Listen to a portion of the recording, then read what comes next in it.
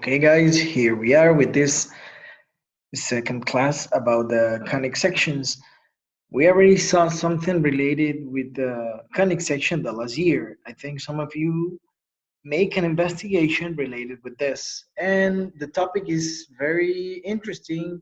It required we keep in mind that mathematics goes through algebra and sometimes concludes in geometry and vice versa. In this case, we will see something that starts from the geometry and concludes in algebra. It's so interesting how this thing works because it's not so common to see those shape like the ellipse, parabola, or hyperbolas in mathematics because first in algebra, because first they are not functions. Many of those are functions, many of those are not. It's very interesting because they describe many things of real life. Okay, I don't want to start with this right now. I want to start with something, and I have to apologize because I'm mistaking this exercise in this one with those values. I think at the end I changed it, but I'm gonna repair my mistake just to see that to show you that this is right. I mean, that thing you told me that here is a mistake. You were totally right. That's what I think it was good for me listening you yourself saying that I was wrong. And that way you show me that you were totally clear with the topic. So I'm gonna repair those exercise, those mistakes. Here it is using the distance formula. The first exercise, which is the distance between those points, P2, or the second point is, or point 2 is 0, comma negative 3, negative 1, comma negative 4. And here we go with the distance formula. Of course, all you have to do is apply the distance formula as well, like you did it, because some of you sent me a picture telling me, hey, you're wrong. You said the answer is this one, and it's totally incorrect. And the answer or the distance between those points is exactly a square root of 2. The other exercise was wrong too. Sorry, guys. And here is the answer. Here's the right procedure. Here's the way to do it. And it doesn't have a lot of complication. Many of you told me, no, it is not complicated. It's okay. We understand that you mistake. So we're going to continue now with the topic of today because this is what matters for us. And let's talk about the conic sections. What do we know about conic sections? Okay, first, conic sections are curves formed by the intersection of a cone and a plane. The four known degenerate conic sections we know are the circle, the ellipse, the parabola, and the hyperbola. To be honest, the circle is a specific case of the ellipse. We will see these later in this presentation. So I was telling you the circle is a special case of the ellipse, and practically the most two common conic sections are these ones, the hyperbola and the ellipse. The parabola is not too common to see, and specifically because the plane that cuts the cone just cut it one time. Okay, what I'm talking about. Here we will see it in the next slide. And practically we can see this in some online websites. I'm gonna share these websites with you. Here is this three-dimensional option. If you see it right now, we have an ellipse. And practically moving this plane, which is the way to create a conic section, your two cones, and this plane which is cutting, making some cuts in here. I'm gonna move this a little bit to here, changing the angle. What happens if we have something like this? And we move the plane a little bit over there. If you see what we have in here is called parabola. I think you already know parabolas. It's something you already study. It's related with quadratic functions. Okay, we're gonna come back this in here. And if you see here, now we have like two parabolas, but the best way to understand this is hyperbola. So this is an hyperbola, and the hyperbola have two parts, okay? And those parts are like a reflection one of the other one. It goes in opposite direction. Of course, we saw at the beginning that we can make ellipses. Ellipse in here, it's a shape that's made by one cut. And if you see here, you can move this plane, and I'm showing you here the conic section. What happens if we make a straight cut, a cut of 0 degrees with no inclination? I think you're clear with what's going to happen here. So yes, if you think in a circle, yes, this is what we have when we cut, we make a perfect cut of those cones. So these are the conic sections we will study, and they are practically three. The circle is in a special case of the ellipse, like I told you. So we're gonna talk about the parabola, we're gonna talk about the hyperbola, and we're gonna talk about the ellipse. Let's talk about this once. Continuing with the presentation, here we are. So there you have an approach of what I show you with the three-dimensional conic section in online. There are many online websites that helps you there are many websites that helps you to understand this better. So here you have the hyperbola, the parabola, and the ellipse. Of course, the circle becomes to be a special case of the ellipse. So there are some definition I think you investigate about it, and you summarize this in one line like I asked you to do in the investigation. Some of you already start, some of you will start today maybe, but the idea is that you have until Saturday to present me this. Saturday 25th to be exactly, right? April 25th to be more exactly, right? To be more exactly, April 25th of 2020. Please be responsible with your work. The definition, or what I show you in the last slide, was about the definition of in geometry, in the context of geometry, the context of shapes. But in the context of algebra, because this is pre-calculus and the algebra helps a lot the calculus to conclude many things, we need to understand how is the definition of a parabola, starting here with the parabola, but by the algebraical way. So what's a parabola? A parabola is a set of all the points in a plane that are equidistant from a fixed line called directrix and a fixed point we're gonna call focus, but not on the line that practically are in this plane. So the fixed line is called directrix of the parabola, the fixed point is called focus. So here's something interesting. If you're not clear at all with how this definition or what this definition is telling you, here with this picture, we will see better how it is. So this is our parabola, but that parabola is made by these points, and these points shares an important characteristic. The characteristic they share is that the distance from this point, from the focus, to one of the points of the parabola is exactly the same distance from that parabola to this line. If you're not sure about what's the distance from a point in a line to a line, the distance from a point to a line is the perpendicular segment that can be done from that point to that line. So this distance must be exactly this one. And every time that happens, every point that makes this or fit in that relation will be part of the parabola. So that's what this definition is telling us. That parabola is made by the point that has the same distance to the focus and the same distance to the directrix. Okay.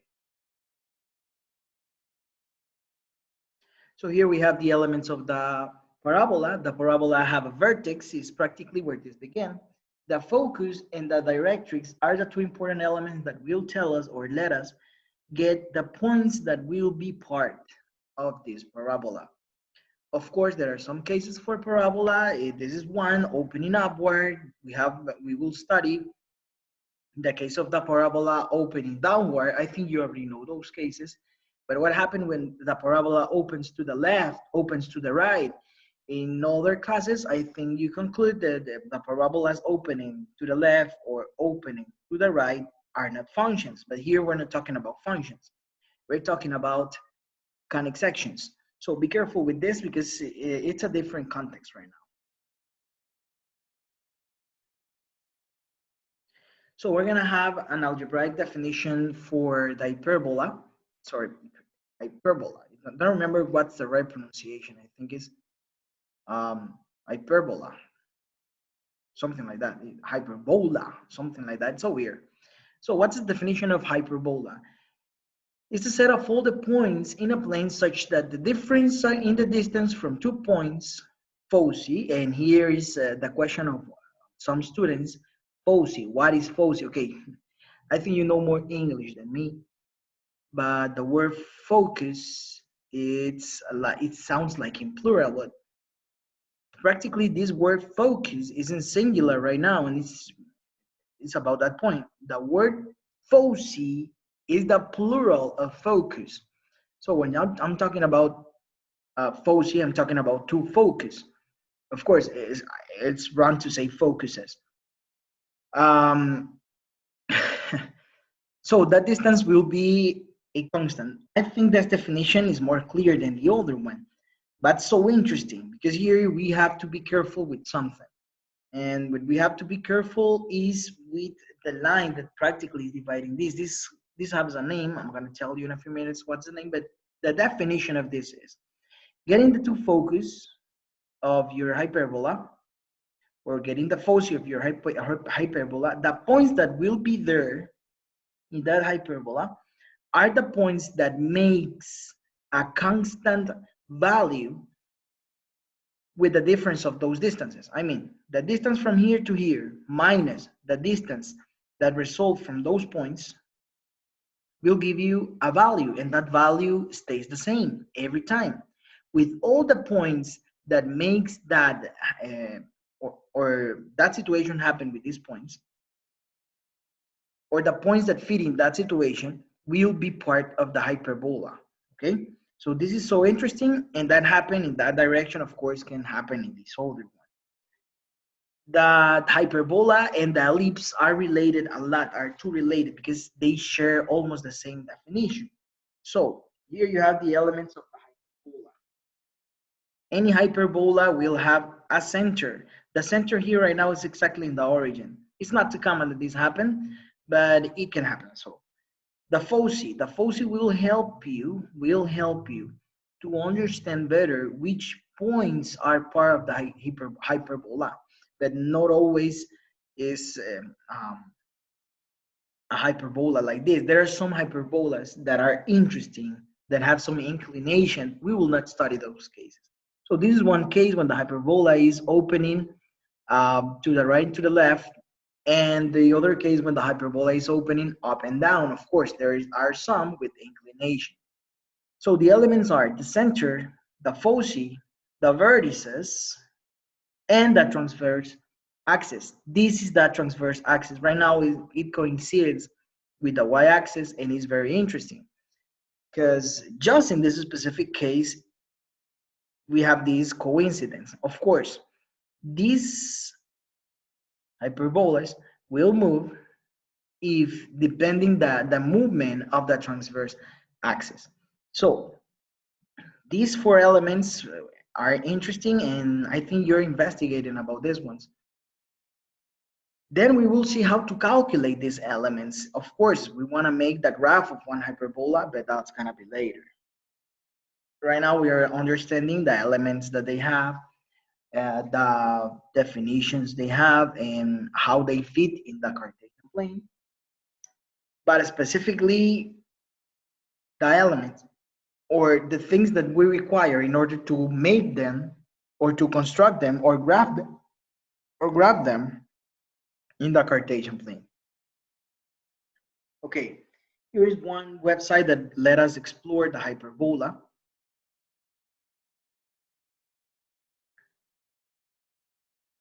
Here it is. I'm gonna change some of the values. If you see in the slide, I present you one that was opening to the left and to the right. This one is opening up and down. And here will happen something interesting, to be honest. If I move the hyperbola, this H right now is representing one of the points of the centers, one of the coordinates of the centers. I'm gonna leave it here in the center, exactly in the middle. The value of K2 will be exactly in the middle, 0, 0. So if you see, you can move these just to explore how these behave. So what happened if I change the distances, that the difference of the distances? This maybe will open straight or wider. If you see, if I make this distance lower, and when I'm saying distance, I'm saying the distance from the foci to one of these points into the other foci. So that distance is 2.9 right now. The difference of those distances is 2.9. This is what stays in all the points that are part of this hyperbola. What happened if I made these more, that difference more and more? That becomes to be stretched. I think we cannot see it all.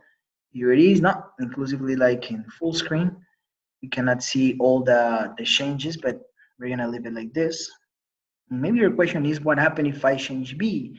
Okay, if I change B, I'm moving the foci, and something interesting will happen if I move the foci passing those points. It can happen, and we will have another shape. Right now, that since 0 doesn't have any sense because there's no distance from the foci to the other foci. I mean, the distance between them is just this one. There's no point around here that can fit in the definition we have. But if we give them a little bit of space, more space, now we're gonna have what we're studying, which is the hyperbola. Okay, those points are very interesting, and you have to keep in mind how this works. Let's continue with next shape. Is the ellipse. What is an ellipse? The definition of the ellipse and the hyperbola is very similar. An ellipse is the set of all points in the plane such that the sum of the distances from 2 points foci is a constant. What happened in the other case? The other case was the difference of two distances is a constant. Of course, if you remember, we use an absolute value because suppose that the distance from one point to another is 5, and the distance from one point to another is 7. 5 minus 7 is not the same as 7 minus 5 because one is going to be negative, the other is going to be positive. That's why here we use that absolute value in order to have a value that stays positive every time. Here, it's a little bit similar, just that instead of talk about the difference, now I'm talking about the sum. I'm talking about the addition of those distances. Here is an idea. So what will be the points that are part of this, in this case, the ellipse? The points where the sum of those distances stays equal every time. So it means that this point, which is outside right now, will not make the same sum like those points are doing it right now. In this case, d1 plus d2 is equal a constant value. Suppose that is a, so, or suppose that is 5. d1 plus d2 is 5. So every time that happens means that this point is part of the ellipse. What happened if this point is like too closer to the center? Will not give you 5. Okay, you can try with this with the distance formula, and it will not give you 5, means that it's not part of the ellipse. Okay, here we have the elements of the ellipse, and the elements of the ellipse we have, the elements of the ellipse we have are the center, the foci, the vertices, the minor axis, and some books use the minor axis, but in this case, our book, Pre-Algebra, Pre-Calculus, from Sullivan, doesn't use the minor axis. It's not necessarily for it. Inclusively, there are some vertex different. I mean, those are called minor vertices, and some books call those minor vertices because they are related with this. This is called minor axis because this opening, I mean, this distance is greater than this one. And that happened in any ellipse. Ellipses are very interesting because they describe the movement of the planets, the orbits, and the movement of some asteroids too. So it's very interesting to study this because it will help you to describe physics things or astronomical things too. So let's see how the circle becomes from an ellipse. So what happens if the foci coincides with the center of the ellipse? I'm saying this, look.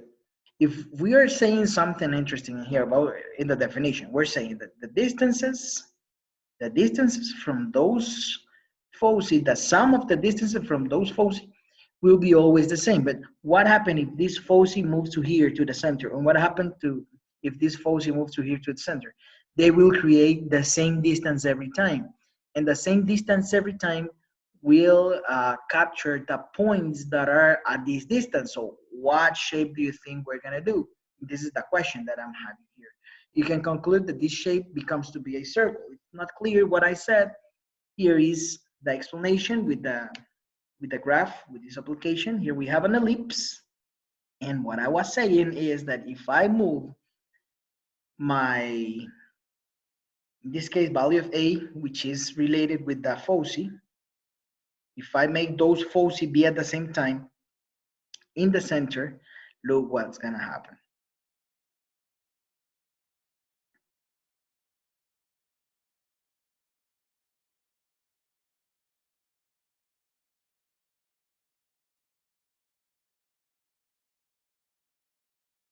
They're in the center right now. If you see, they're exactly in the center. And if you see exactly the shape we have, right now, it's a circle. So that's why the circle is not like a separate conic section. No, it's a conic section that becomes from the ellipse. It's like a son of the ellipse. It's on a special case of the ellipse. And that happened because the two foci fit exactly over there. So it's a conic section, yes, we will see it, but not like the other ones. Of course, there are some more cases for the ellipse. The ellipse can be opening that way. The ellipse can be opening like this, okay? More wider for like this axis, for the y-axis in this case, or more wider for the x-axis, like in this case, of course. Right now, this one have center 0, 0. Then we will see that this can change and the ellipse will move. If you see, look, it's not complicated at all. Just that is interesting right now to see how it is and what it has. Because practically my idea or my objective in this presentation is gives you the main ideas of the conic section. Describe the conic section algebraically and geometrically, and I think we already did both things. So let's conclude the presentation and see what happened with the similarities we can identify in three conic sections. Okay, here we are with the three similar shape in formulas.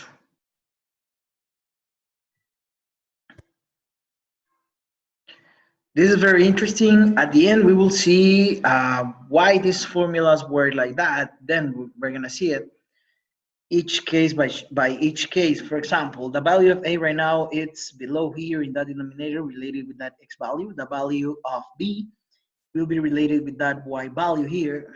Of course, we're gonna study this more later. Right now, just exploring what's gonna happen. If you see right now, I'm showing you an hyperbola, but this hyperbola can suffer some changes. And what happened if I make the value of B greater than the value of A? This becomes to be now an ellipse. Their formula is too similar.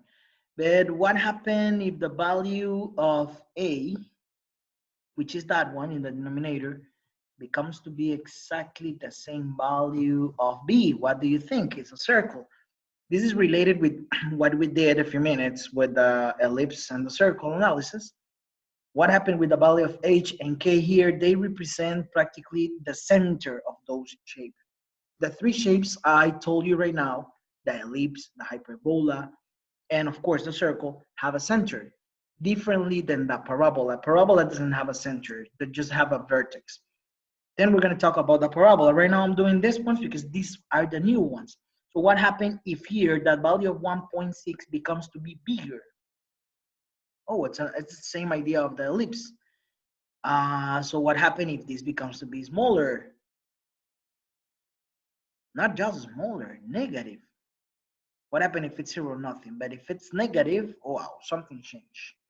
And it's related with the difference of those, because at the end, this negative sign in here that's not acceptable to be in the denominator will move up. changing that addition for a subtraction. So if you remember, the hyperbola was related with the subtraction, and the ellipse was related with the addition. Both positive doesn't make any change. What happened if we have negative now the b? Look, then we're gonna have another change because the negative of 0.7 will become to be here. So this is something we're gonna study later. Formulas are very similar, so don't get confused with these ones. We will study separately how to make the graph of each one in the Cartesian plane. That's why I start reviewing the Cartesian plane, plotting in the Cartesian plane, because then your work will be, of course, next homework will be explore what happened with this ones. Let's make one ellipse and move it in the Cartesian plane. That something can happen too. Sorry, the radius will not be changed. The radius normally is 1, but the values of k and h can change. I'm going to change the h1, and if you see, now we have this ellipse flooding in the Cartesian plane. So this is something interesting. Of course, I'm gonna make a Zoom session next week, I think, because this second class is the last one and of this week, of course. And I hope you have questions related with this. Next week, we're gonna start graphing parabolas in the Cartesian plane, then the hyperbolas and ellipse, concluding with the circle as a homework for you because every time you will explore new things. So thank you guys for your time. And I think you can conclude this session of YouTube, this second class, I mean, with this complimentary video. This complimentary video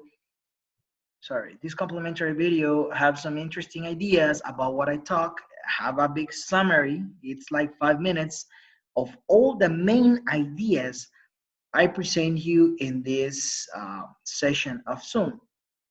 I think the video is that one. I can give you the name of the video. I don't know why I couldn't open it right now. Here it is. And you can look for that. Of course, we are in YouTube right now, but you can investigate this. Just you can hear this 5 minutes. It's gonna be useful for you to understand this content better.